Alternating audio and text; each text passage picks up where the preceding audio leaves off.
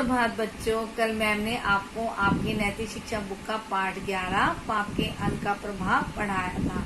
इसमें मैम ने आपको 2 घटनाओं के द्वारा यह बताया था कि कैसे जो हम अन्न खाते हैं उसका प्रभाव हम पर पड़ता है और हम जैसे अन्न खाते हैं वैसा ही हमारा व्यवहार और हमारा मन हो जाता है। जैसे साधु ने जब राजा का अन्न खाया तो उसका मन भी मैला हो गया और वह हार चुराकर भाग गया, और जब उसका वो पाप का अन्न निकल गया तो उसका साधुपन लौट आया और वह अपने आप ही स्वयं ही उस हार को राजा को लौटाने के लिए आ गया। और दूसरी घटना में कैसे भीष्म पितामह जब दुर्योधन के राजमहल में रहकर उनका अन्न खाया तो उनकी बुद्धि भी खो गई, लेकिन जब अर्जुन के तीरों से उनके रक्त से उस अन्न का प्रभाव चला गया तो उनकी बुद्धि भी वापस लौट आई। तो हम जैसा अन्न खाते हैं वैसा ही हमारा मन हो जाता है।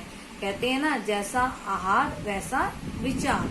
तो अब हम आज मैम आपको इसके प्रश्न उत्तर करवाएंगे, जिसमें सबसे पहला प्रश्न है, राजा साधु के पास किस लिए गया था।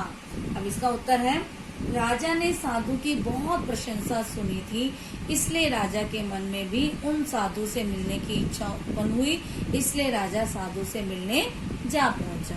अगला प्रश्न, साधु राजा के साथ उसके महल में क्यों गया। इसका उत्तर है, राजा ने साधु को अपना गुरु मान लिया था, राजा ने साधु को अपने महल में चलने के लिए कहा, इसलिए साधु राजा के साथ उसके महल में आ गया। अगला प्रश्न, 3 मास बाद राजमहल में कौन सी घटना घटी।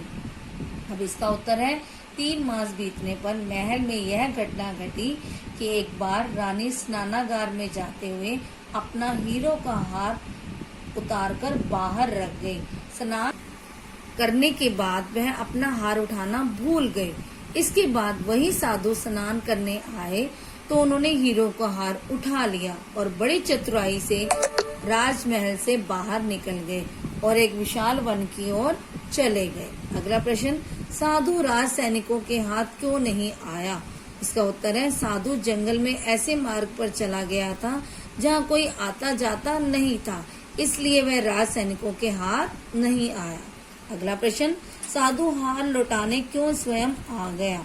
इसका उत्तर है, जब साधु के शरीर से राजमहल का खाया हुआ सारा अन्न बाहर निकला तब साधु का साधुपन लौट आया और वह स्वयं हार लौटाने महल में आ गया।